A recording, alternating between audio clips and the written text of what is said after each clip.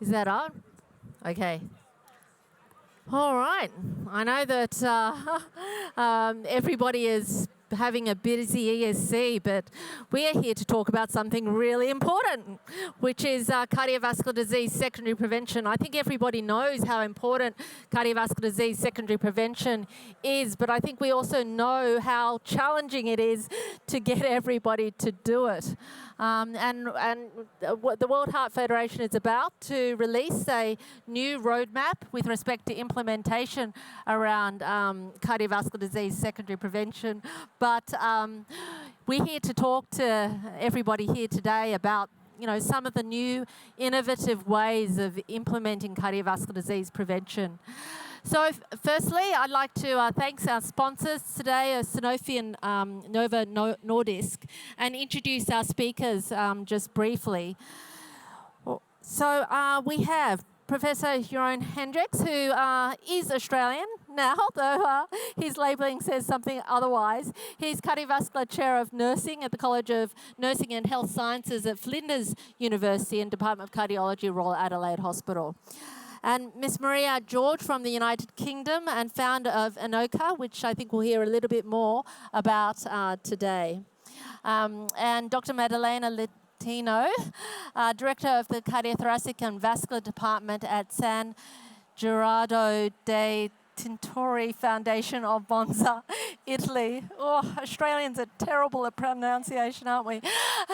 And finally, Dr. Aisha Khadar from Bangladesh, Assistant Professor and Interventional Cardiologist at Ibrahim Cardiac Hospital and Research Institute. So welcome all.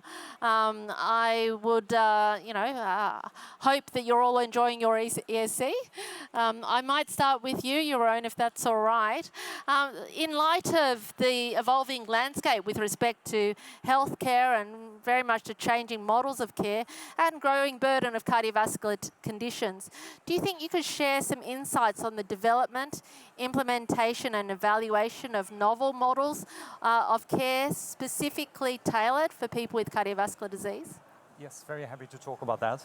I think it's an important topic, and it's also a hot topic that has been discussed today in several sessions already, why we need to change the delivery of care, redesign the models of care that we have at the moment.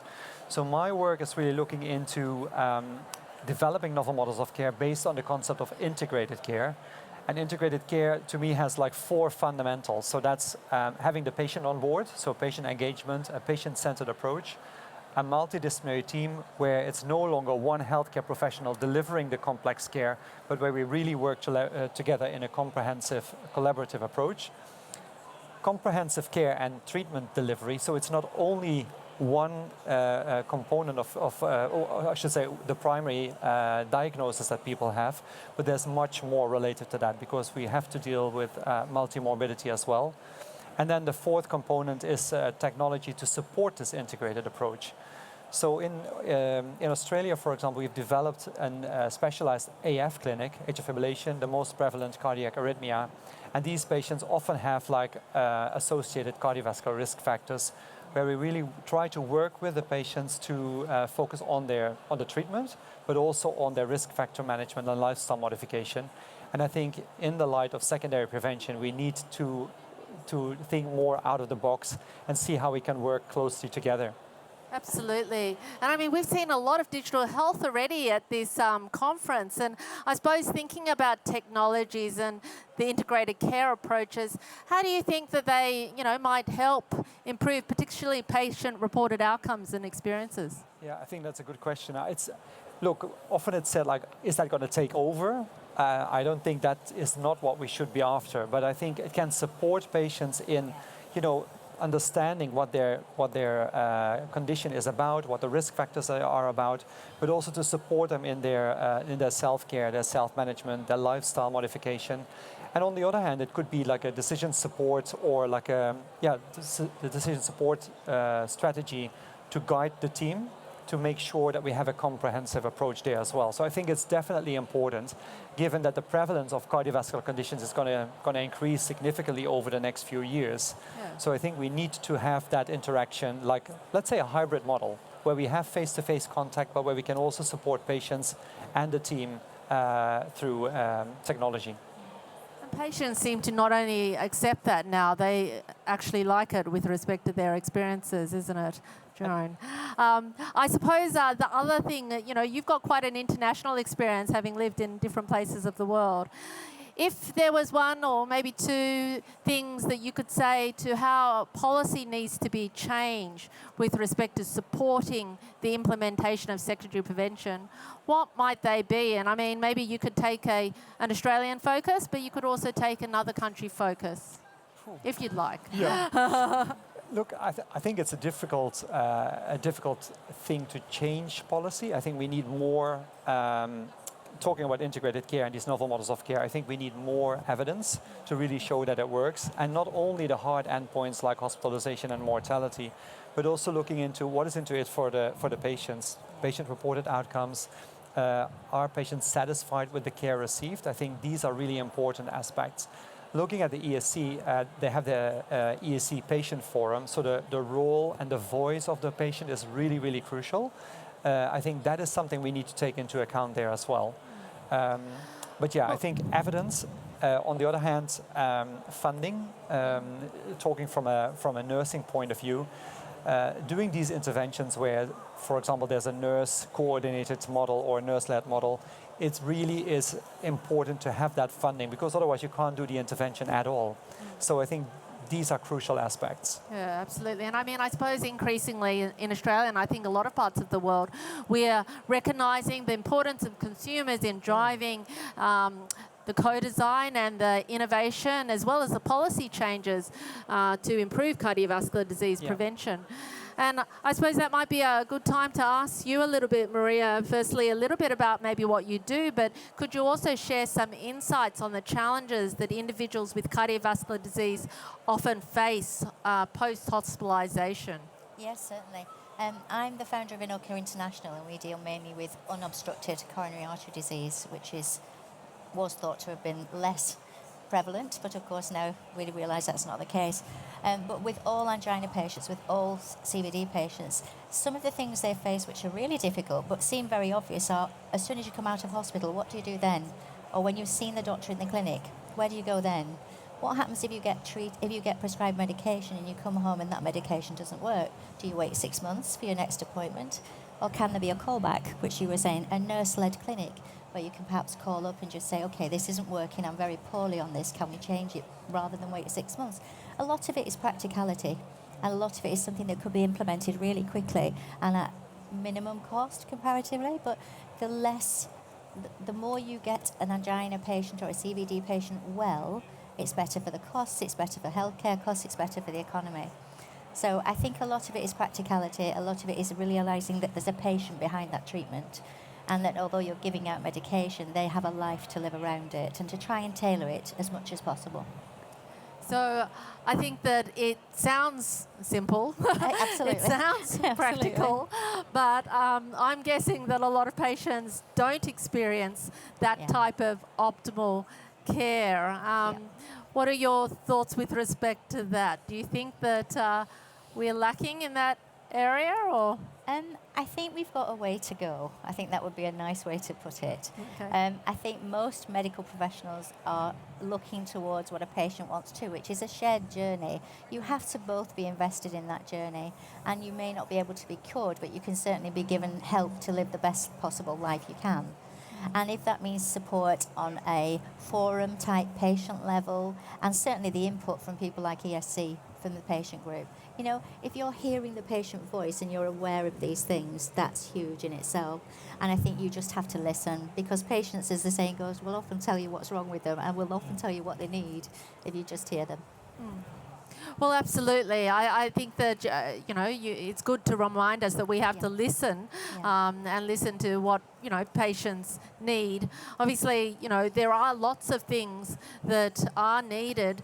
I mean, perhaps you can help us prioritize. What are key areas of support or improvements that you think might be essential for us to address to enhance secondary prevention for cardiovascular disease patients? I do think support, maybe forums, patient forums. People really do appreciate the face-to-face scenario of speaking to another patient who has that same condition.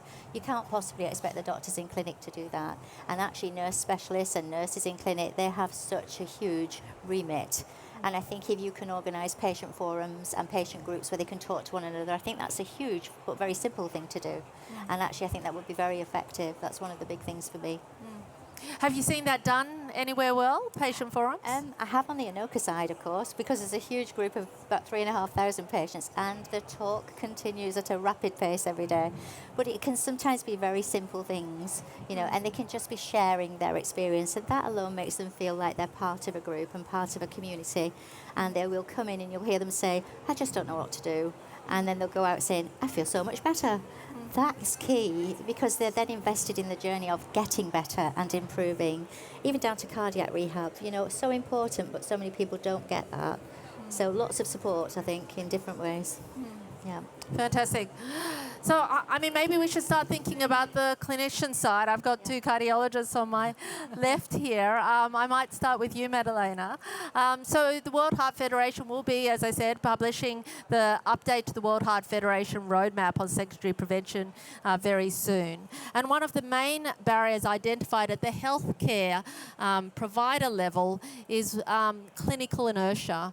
I'm sure that you're familiar with this, but perhaps you can talk through this a little bit more clearly, I suppose, for our audience, and what could be some potential solutions to overcome the barrier of clinical inertia. Sure, we see clinical inertia actually treating with patients in secondary prevention. I think that there are at least three main reasons. One is patients usually stay in the hospital in the very acute phase, and then they go home, and the doctors taking care of them not necessarily are the doctor of the hospital, at least soon after they are going home. And this could be associated with a poor update or education of these doctors on the specific, for example, novel therapies they have received, particular situation they have lived in the hospital, clinical condition that should be particularly kept under supervision and under monitor. Strictly related to this, there is an organizational problem. Why these patients should go home and not having the possibility to receive their assistance by specialized doctor, because there is really a shortage of resources. So doctors are particularly committed in the hospital. They are extremely busy. We have experienced after the COVID situation, we still have a lot of requests, and sometimes we select the very high-risk patients and all the other go home and go back to the GPs. So we have to find out something in the middle. And I come to the third point, probably the multidisciplinary approach, the possibility to work with the nurses could be one of the solutions. I say this because I'm coming from a country where, for example, we don't have outpatient clinic only run by nurses, which could be a very useful way to approach the education of the patient, to allow for the clinician not to go to the inertia and not prescribing drug that then requires that the patients get in touch with some healthcare professional to know how to go on, how to deal with the side effects, whether to stop and say something about the adverse events. So I think that the three things should be addressed all together. A better education, also for doctors who are generally in the community area, not necessarily linked to the hospital, to know exactly maybe the 3-4 points to be updated on and to recognize the problem. A better organization of the work, both in the hospital and in the community center, maybe to set up, for example, different time for different situations. Sometimes we are requested to do a visit in 15 minutes, whatever the risk profile of the patient is. This cannot work. And sometimes we have to prescribe drugs following very strict recommendations by the healthcare authorities, and still this takes a lot of time, so we have to speed up all these processes. And finally, if we can work with the other professionals, this could be extremely useful. Yeah, no, fantastic summary of these things. I mean, I think that, you know, education, hopefully we're getting it here at ESC, but as you say, you know, it's a lot of other primary care doctors that also require, I suppose, knowledge and education around these things.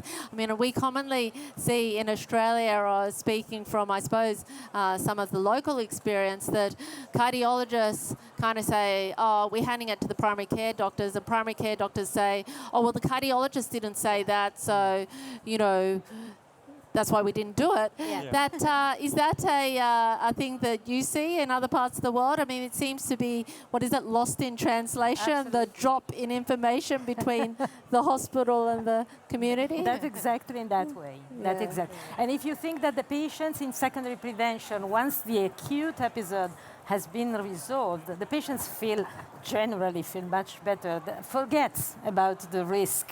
And so it's difficult if there is not a real exchange between the patients and the healthcare professional. Sometimes you lose the attention on specific risk factors, and then the patient comes back again. Yeah, well, that's it, You know, right? that's bad. That's a fail. Yes. All right. I suppose the other question that has been raised often is, you know, you talk about new models of care, innovative models of care, and then people say, well, look, is there actually enough evidence with respect to these things? Do you think that that limited availability of local evidence, for example, leads to gaps in secondary prevention? Or, you know, do you think that we have enough evidence to implement some of these more novel models of care in multiple countries across the world? Yeah, in Europe, I think that we have very different situation depending on the countries. There are some countries where the model of care are continuously updated, and there is a central, let's say, organization that comes from the healthcare authorities to any single local situation with a special attention on following some processes, monitoring some quality indicators, trying to make things better and see whether they work or not. There are some other countries, for example, where it's really difficult to have evidences related to this is a better way to interact with the patients, this is another model. And particularly this happens, in my opinion, where there is a regional organization of the healthcare. We have, for example, in Italy, but also in Spain, several regions, each of them with different models, sometimes with different indication, even under the authorization of some drugs, for example, or modality of prescriptions. So this doesn't help because, of course, we don't get any evidences from this, but any single place goes in its own direction. And when the situation is really bad, then you go back and try to reorganize things without collecting data from an entire country that could help. You know that collecting data in, let's say, the health economics field, for example, or the organizational field that belongs to social science is different than collecting data in the scientific or clinical fields. These data are much less easy to interpret. There are not controls. You have to settle. Even down to the fact that as researchers we call it cost effectiveness, and the rest of the world calls these business models. You know, it is about kind of putting that language in a way that it makes sense to lots of people. Absolutely. But through the World Heart Federation roadmap process, they do partner with different countries to localize, you know, guidelines and also localize evidence. But also, I understand the ESC is doing that as well. Yeah, definitely. I think we'll switch to Aisha and we'll talk a little bit about, I suppose, you know, there are inequities all over the place, but I mean, in recent years, there's been increasing awareness of sex differences, particularly in the presentation, risk factors and outcomes of patients with atherosclerotic cardiovascular disease. Do you think you can elaborate a little bit more on the current understanding of how these differences may influence preventive strategies, particularly secondary preventive strategies, post, acute coronary syndrome? No, I think it's important that there is this shift in terms of making people aware of the fact that sex differences exist across the continuum of care, because we do know, starting from the presentation, women present later when they come in with ACS, as you might know. The delayed presentations can ultimately influence outcomes. And even when they do present on time, there's this disconnect in terms of the assessment of symptoms, potentially owing maybe to an implicit bias in healthcare. We know in medical school we're taught case vignettes with scenarios of a 70-year-old male presenting with chest pain, and that picture stays with you for the longer period of your life. And so that could play an influencing factor in terms of how you give your care to the patient that comes in the acute setting. Having said that, they're also, even when they present on time, women are treated less aggressively. They are offered angiography and PCI less, and primary PCI less, for reasons that is quite inexplicable, even if they presented on time. And having said that, as we've discussed how important it is to make sure that care continues, even when they're being discharged, the guideline-directed medical therapies for heart failure, for acute coronary syndromes, are significantly less in women. They're not given potentially dual antiplatelet therapies, and there's data to show this from global studies across the world. So I think this is potentially information that we did not know existed, and therefore the fact that it's out there should make us influence our strategies and make sure that we place greater importance when we're discharging women, and also make sure that this care is continued even after they've been discharged from hospital in terms of a secondary prevention strategy. I also think that in terms of guidelines, we do know now that the ESC looks specifically and has components relating to sex differences in acute coronary syndromes across the board.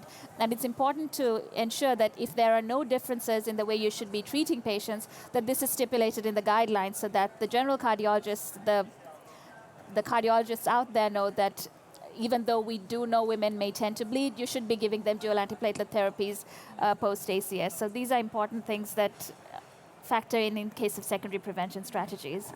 So you've talked about some of the clear inequities, clear differences, and some of the way maybe clinicians could react or change that. Is there things that you think the healthcare system could do with respect to addressing inequities in care? I suppose gender, but also other inequities in care? I agree. I think I like the fact that you pointed about other inequities as well, because it's not just sex and gender, it's also socioeconomic inequities, particularly relevant to lower middle income countries where, as I mentioned about women presenting late, but the presentation aspect in acute coronary syndromes is a very large problem in LMICs where there's no equidistant catchment areas for them to present on time in order to get acute care. And I think that requires policy level changes where you have to institute cath labs, or at least the primary care facilities that first medical contact can be instituted as early as possible, which would require global, national level policies. Additionally, regarding, and these things can come into effect through potentially guidelines of large cardiac societies, and guidelines in turn are influenced by research and clinical trials, and there needs to be a focus on research. There's an argument about, and this is something that there are proponents and opponents to, I just discussed it a little while ago off this as well, about the importance of sex diversity and equal representation of women and men in the enrollment of clinical trials, because if you're going to treat them with the same drug, potentially there could be interactions. And we do know, let alone drugs, I'm an interventional cardiologist, we do know that the cutoffs for certain indices when you do an interventional procedure are different for men and women. And there might be a lot more out there that we do not know, that we are maybe treating them inadequately. And this, on a higher scale, needs to be addressed with equal representation of women in studies and clinical trials.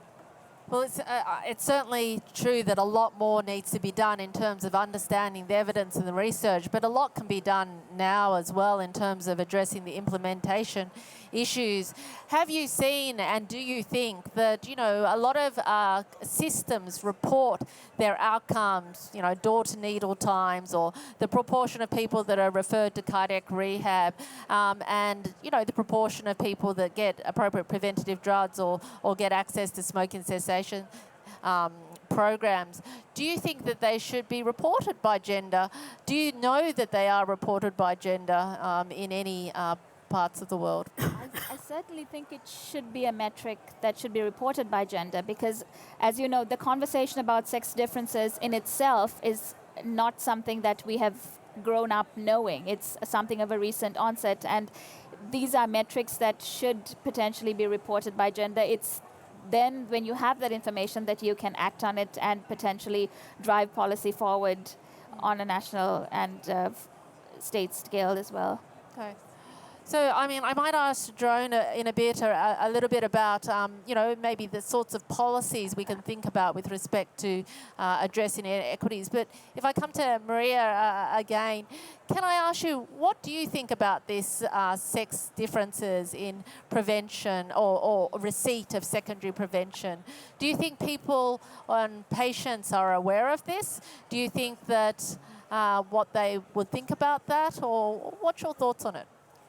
I was nodding my head in agreement when you were talking just then, because we know that patients, females, are underrepresented in research, are underdiagnosed, are under-recognised, and are under-prescribed. You know, we know that for a fact from research. I think patients are aware of it. Because I think they are aware of it. Because in forums you hear them say, well, when my husband went and he had these symptoms, he was given this or he was offered this. But when I went, they just said, it's fine, it'll get better. And that's so dismissive. I think it's getting better. I really do. But I think we've still got a long way to go on that. And it's very unfortunate because, in fairness, they should be just as entitled to the same medication and just as entitled. We can't get a clear picture of what's happening in research if we're not including women in the research. And even down to things like the levels of troponin, there used to be discussions not that long ago about different levels and thresholds for men and women, and most hospitals don't even take that on board either. So all the women that are going through those hospitals are being treated as the male version of a woman, basically. So yeah, I think they're aware of it. I think it's getting better in some instances, but we've still got a long way to go. Yeah. I mean, being solution focused, as we always have to be with implementation. Yeah. Thoughts on that? I mean, I mean, from even a policy or a model of care perspective, thoughts on? I was just listening to what you said, and I thought, like, maybe we also, in those patients who don't know how it works or what is available, we need to really provide that education, because I think if we look at the number of patients that are coming with cardiovascular conditions in the next, let's say, 20, 30 years, we also need to think, like, how we're going to manage that. Yeah. And I think if we, and that's how I see, you know, with the novel models of care, I see that patients come in an educational trajectory, and they graduate by, let's say, at the end of the year, where we can say, look, you know now how to look after yourself, do self-care interventions, self-management, but also look into your lifestyle and risk factor management. But just when it's not going well or when there's an emergency, come back to the hospital where we can further guide you. If we can do that in a safe way, I think that is really important. And that's where the multidisciplinary team comes in as well, where we should work together, educate each other as healthcare professionals, but also the patients, to work towards shared goals and outcomes. And I do think sorry, go ahead. And I do think that sounds fantastic, because patients will feel that. Patients will sense that there is somewhere to go, there's a learning trajectory, and they'll come out knowing how better to manage themselves. It may fail sometimes, but then that's the return visit. But in the meantime, they have all these tools, and it's about giving them tools to help themselves as much as possible too. So I think you've both spoken really strongly to the need for multidisciplinary care to address some of these implementation challenges. Can I ask, I mean, in the different parts of the world that we all live in, how practical is that? Are there multidisciplinary teams? Are there people that are already trained, Madalena, in your part of the world with respect to being able to deliver good secondary prevention and being able to support the wider community with respect to these? We are trying to do something like this, starting with the hospital. So now we have, for example, an educational team represented by nurses. They start education in the hospital, and then they have some more session after discharge to meet again the patients and try to get in touch with them or be available for calls, for example. I think that education could be a good a good solution, particularly for patients who actually have the potential to self-treat. But it's also a resource to spare all these caregivers who are together. There is a caregiver together with any single patient. It is a waste of resources. If the patient is able to treat himself or herself, a caregiver can think about primary prevention for him or herself, I think. And most of caregivers are women, so they maybe are involved in these people of the family. They don't care about their risk profile. So I think that another step could be also create many more facilities where all people who cannot be really, in many cases, educated to self-manage themselves could find some professionals, not necessarily a lot of doctors, but maybe different professionals to take care of them and leave people younger to be able to work on one side and to keep an eye on their risk profile. I think that, as usual, this requires a very different level of intervention.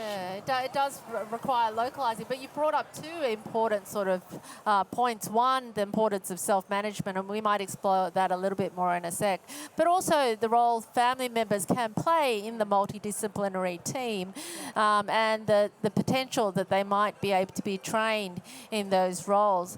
Aisha, may I ask, from your part of the world, what is your thoughts on, I suppose, multidisciplinary teams, the roles of family members, and that support structure in secondary prevention implementation? Yeah, I'm glad you asked that, because I was just thinking as you were speaking about how different setups are in different countries. For example, I've just actually moved to the UK. I see how nurse-led heart failure clinics work so effectively in order to optimize guideline-directed medical therapies, which a busy clinician may not be able to do, not for the lack of inertia. So where I come from in Bangladesh, it is not something that's done. We don't have nurse-led clinics, and I feel that it's really a missed opportunity, particularly given the large volumes of populations that come to a physician who has maybe 5 to 10 minutes. These are real practical problems on an implementation level, who might have just 5 to 10 minutes to give that patient, not be able to listen to all the complaints and optimize or titrate GDMT effectively.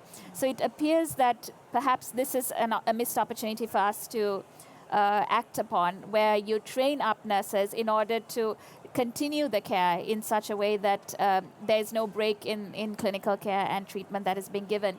On the flip side, there's also the issue really of not having a peer support system. That is not something that most healthcare systems are familiar with. At the moment, actually, as part of an Emerging Leaders project, we are looking at peer support in the diabetes and cardiometabolic disease aspect, particularly in low middle income countries, because we noted from a scoping review that this is something that high-income countries are familiar with, but it's not so much an aspect for low middle-income countries, where you use family members, other members of society, patients, and have this engagement where they're able to help each other and keep on top of each other.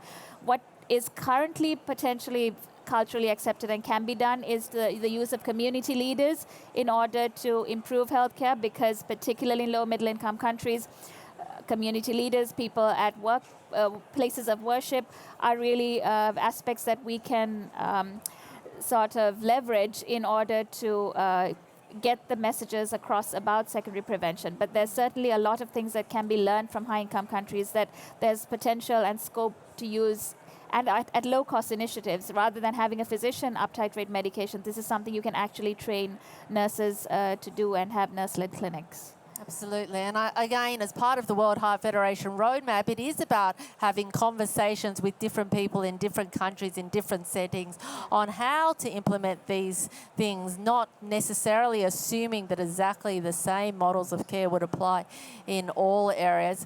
Certainly, I remember, doing my PhD based in India, the really strong multi-purpose health worker system, or the non-physician health worker system, that was very much strong in vaccination rehabilitation and maternal and childcare, and the consideration of whether that could be switched more to a chronic disease model of care, but also the role of families, even in the hospital, in terms of being there for members in the hospital. It was nearly paramount that a family member had to be there.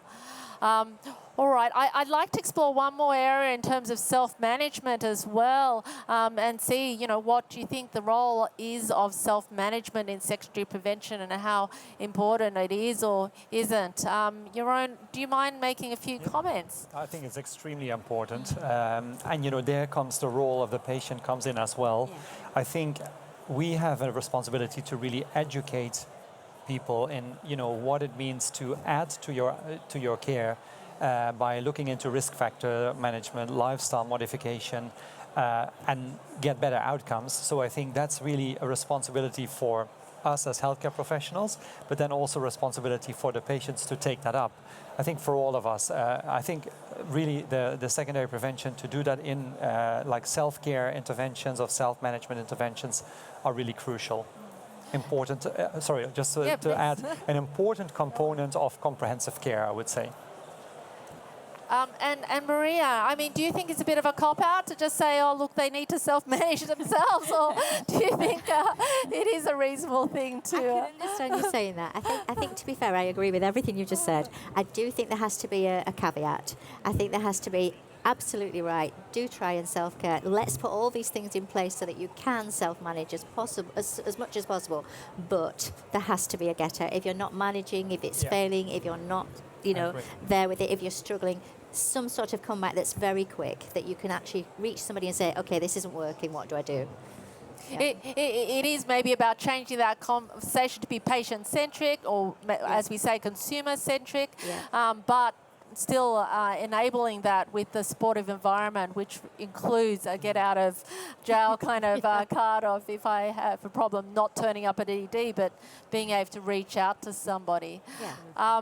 And Madalena, what's your thoughts on self-management? Is that a real strong component of I fully agree. Care? I fully agree with everything. I think that it's true. Self-management is obviously something very important, but if you don't have or you don't perceive the possibility to get in touch very quickly when you have a problem, self-management is unsuccessful at the end, because you forget, you dismiss, you withdraw. So it's really something that shouldn't happen. So, and sometimes it requires an active input coming from an healthcare profession. Are you doing exactly what we told you, or every now and then, very quick, very not time-consuming, but still extremely effective, I think. And those little reminders can be helpful, isn't it? I mean, I don't know if you know, but I do a fair bit in digital health, as I think that some of others do. And these digital health reminders, having apps that remind you about things, little things like that, can be helpful in facilitating self-management and enabling people to do things. I mean, we're all about self-management. Isn't the ESC app? Have you tried to work out your way around here? We're all about self-managing some of these things. Aisha, can I come back to you again? I mean, if you don't mind, considering the context of South Asia and maybe Asia and self-management, what do you think their perspective or people's perspective is about self-management? I think all of these issues are very culturally nuanced as well. We do have patients who will probably self-manage, except that there has always been a tendency to rush to a hospital, and in most systems of healthcare there is an inadequate referral system. So instead of going to the primary care physician, they jump straight to the specialist physician when they get a chest pain. And because of this culture that has been propagated over the years, the concept that, going back to what I said about nurse-led care, or even, like you said, I completely agree with digital health interventions, or on a lower scale in lower middle income countries, potentially just having a phone line where a patient can phone in and say that his legs are a little more swollen, does he take 40 milligrams more of furosemide? That management, the self-care, and also the education to empower the patient is really something I think that needs to be instituted in South Asia. We have a tendency to have a disconnect where we have the patient and the doctor on different hierarchies. I don't think the conversation is as cohesive as potentially in some of the higher income countries where patients are empowered. And I think this is an aspect that really needs to be looked into from a South Asian standpoint. And you brought up another important point. It can be as simple as a text, a telephone line. I mean, digital health tools don't have to be these complex kind of systems. I mean, recently we've implemented across COVID this post-discharge text message-based program, and patients can text back a quick question or pick up the phone line and ring, and there's a health counsellor, a nurse on the line that can take it. And so it doesn't have to be complicated for either the patient or the health system. All right, well, I mean, in rounding up this session, I mean, if I could ask for maybe 2 or 3 kind of takeouts that you'd like people to think about with respect to implementing secondary prevention and how we might, break those barriers and, create new solutions and really improve this problem worldwide. Jeroen, do you mind going first? Yeah, no, great. I think it was a great conversation, and to hear all the perspectives from the multidisciplinary team, I would say. I think what is really important is like the team approach in this novel model of care. And then what I use in my clinic is like the 3E component: engagement, education, empowerment. And I think that, it is culturally dependent. But I think if we can work towards that, with people involved, I think that might be beneficial. Yeah. Great. Thanks, Jeroen. Maria? I think self-management is a great key. I think that gives back control to a patient. And within their remit, if they can do it, I think they should be allowed to do it, but still a multidisciplinary care. But I think listening, patient voices, listen to what the problems are. They'll tell you, just listen. Yeah. Fantastic. Just listen. Yeah. Later. What can I add? So we need also organizational changes, and so it's important to advocate for cardiovascular disease, the impact of cardiovascular disease with our policymakers, healthcare authorities, together with the patients' representation. We have to raise our voice to get some modification of the system to allow all these things to happen. Fantastic. And Aisha? I would say mainly 2 takeaways: culturally nuanced, targeted implementation strategies that will work in the environments that we encounter these problems in. And also, particularly in terms of equity, diversifying the workforce, not only in terms of sex, where we know there are far fewer women cardiologists than there are men. I would say diversity also in terms of the multidisciplinary care team. It should not only be physicians, diversify it to the extent where you include nurses, other practitioners, and also institute peer support in a way that you can implement these strategies effectively. Well, that's great. I think we're going to solve the problems of the world in the next. May I? Yes. I will take some questions if you like. Would you like to? The roadmap. Can you hear? Yes. Sort of. Yep. So the roadmap. Thank you. The roadmap refers to non-physician health workers, and you all have talked a lot about the roles of the patient being engaged, physicians and nurses. What about either hospital or community pharmacists? Yeah. Are there roles for them? I mean, I'd say absolutely, but who would like to take that one? Yeah. Jeroen? Okay, sure. I think if you look at the composition of the multidisciplinary team, I think you have to combine it, like what is needed, and also like what the culture allows, what the country allows, how the healthcare system is built. And, you could also say, look, what about aged care? You might need a gerontologist on board. So I think, you really have to build it as needed. But a pharmacist on board, looking into self-care, self-management regarding medication adherence, absolutely important. Yeah. Yep. Were there any other questions or comments? Okay, getting someone pointed at. I think we both decided that we wanted to ask questions. My name's Paul McGreevy. I'm from the ESC Patient Forum. You've preempted a lot of the questions that I was going to ask, and I think that's fantastic, that you're actually considering those kinds of things. But I'm looking at the roadmap to influence national policy change. And that's the key to this, because what we will have is problems if we just tinker and cherry pick. We need to make sure that there is a comprehensive national policy change in any country. And that, for a whole range of issues, is about socio-economic change as well as change in the medical professions and the national health system. Do you have any practical suggestions for how we work that forward? Sorry, it's probably an unanswerable question. Anyone like to comment? I mean, to start the comment, though, I must say, absolutely, policy change is a key thing we'd like to see, you know, following implementing the roadmap. And part of that is starting to have conversations like this with a group of people that are wider than just the patient and the healthcare team, which includes consumers. And, you know, I think it makes it clear to everybody that it's all of our problem to solve, as opposed to the problem of health and healthcare or patients who have the condition. Are there any other thoughts from the team here?